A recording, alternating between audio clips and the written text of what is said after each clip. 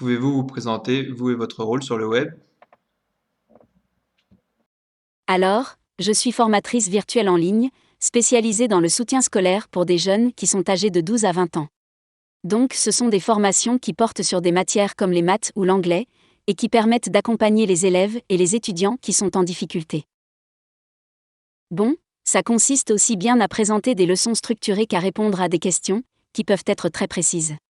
Et chaque semaine, il y a des centaines de personnes différentes, ça arrive d'avoir plusieurs dizaines d'élèves en même temps. En quoi votre activité peut-elle être difficile? Alors aider les apprenants, ça peut être difficile. Il faut être capable de fournir des informations pertinentes et les présenter de manière cohérente pour rendre les choses plus faciles à comprendre. C'est aussi essentiel pour capter l'attention d'un large public. Et une deuxième grande difficulté de la prise de parole en public, c'est de faire bonne impression. Qu'est-ce qui vous fait surmonter ces difficultés? Il y a quelques techniques qui permettent d'être plus serein. Alors le plus important, c'est de faire une bonne préparation, il faut s'entraîner en répétant plusieurs fois. C'est déjà la garantie d'une prise de parole qui est plus convaincante et ça aide beaucoup à avoir confiance en soi.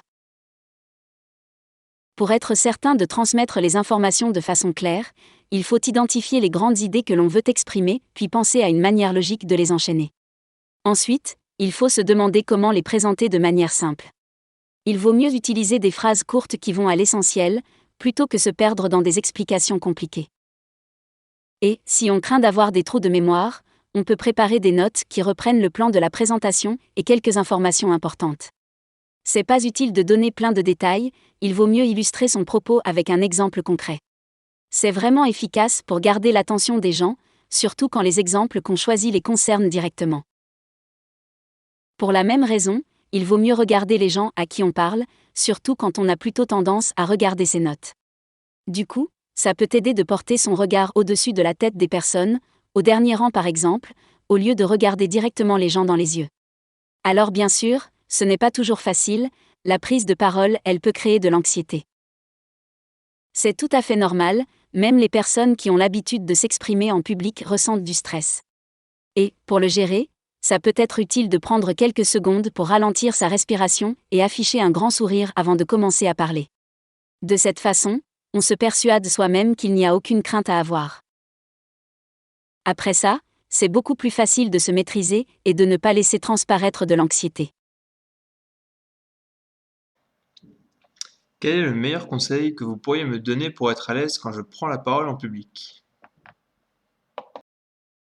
Il y a une chose très importante aussi, qu'il ne faut pas oublier.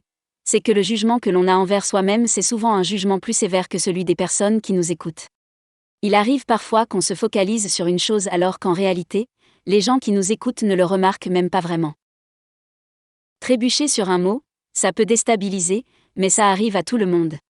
Au fur et à mesure, on apprend à mieux communiquer et à adopter des bonnes attitudes. Et même si au début on a tendance à être crispé, ce n'est pas quelque chose d'important. Finalement, transmettre un message de façon claire, ça suffit souvent à faire une bonne impression.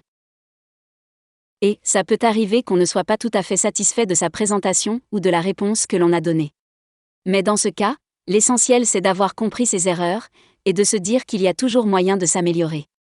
Ce n'est pas nécessaire d'être parfait pour faire une bonne prise de parole. Et puis, c'est un apprentissage qui est permanent.